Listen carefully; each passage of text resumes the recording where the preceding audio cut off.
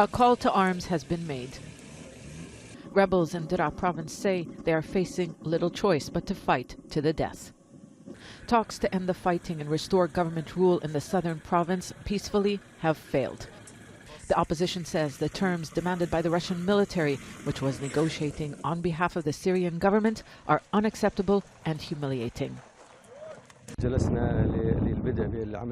We didn't even begin the negotiations, and the Russians were not even ready to listen to our demands. The Russian side insisted on their own terms and left the meeting.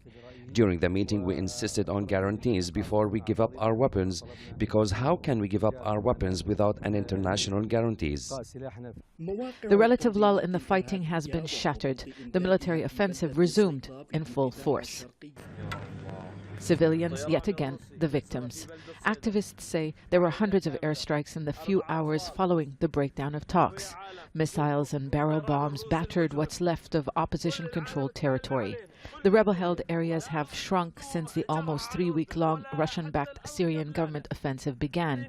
But the opposition says it will defend the remaining 30% of the province under its control.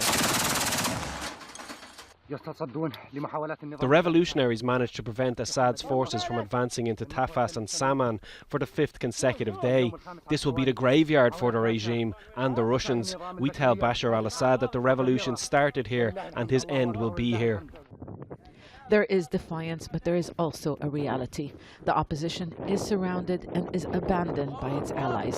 People are afraid of what happens next. People are afraid of returning to their homes if the regime is present. They're afraid of being forced to join the army and arrest those who join the opposition. Russia and the regime accuse them of terrorism. There's a lot of fear. The offensive has created a humanitarian crisis. Hundreds of thousands of people have been displaced. The number is growing with the escalation in the fighting. The opposition says it is afraid to hand over their heavy weapons without security guarantees from a third party.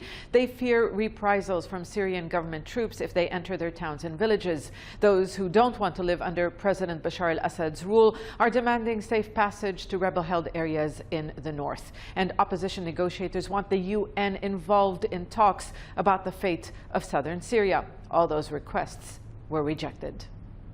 The intensity of the bombardment is being described as the heaviest since the offensive began. Just like in previous military campaigns, the pro-government camp is hoping to bomb the opposition into submission. Zeina, Khodr, Al Jazeera, Beirut.